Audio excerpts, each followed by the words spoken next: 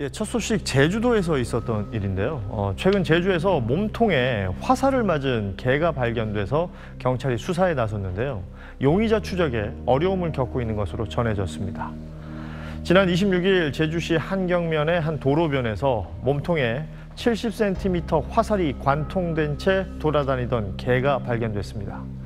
개는 근처 동물병원에서 곧바로 화살 제거 수술을 받았고 다행히 생명에는 지장이 없는 것으로 확인됐습니다. 수사에 나선 경찰은 문제의 화살에 대해 제주도 양궁협회 자문을 구한 결과 석궁용은 아닌 것으로 판단된다는 답변을 받았다고 하는데요.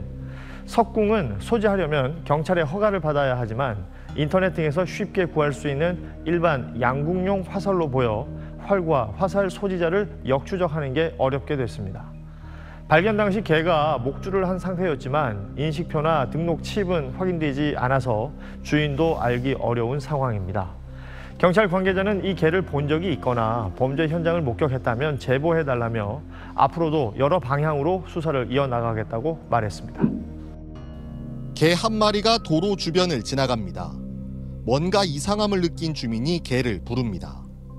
자세히 보니 개의 몸통은 70cm 길이의 화살이 관통한 상태였습니다.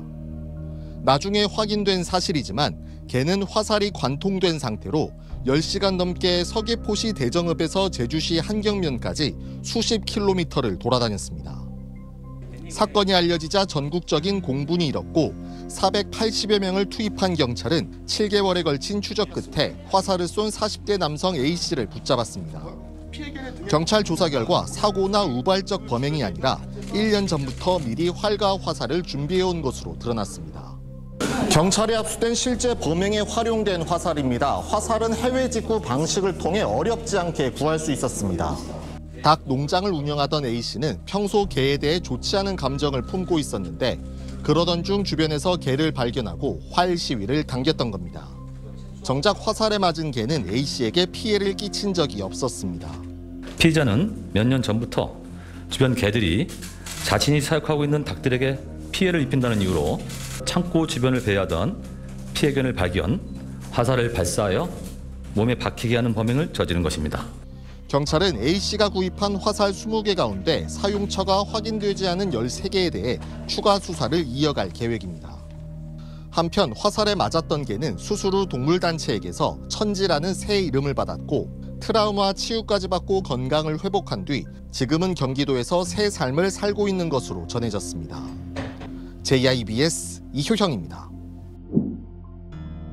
떠돌이개에게 70cm 길이 화살을 쏘아 관통시킨 40대 남성이 검찰에 넘겨졌습니다.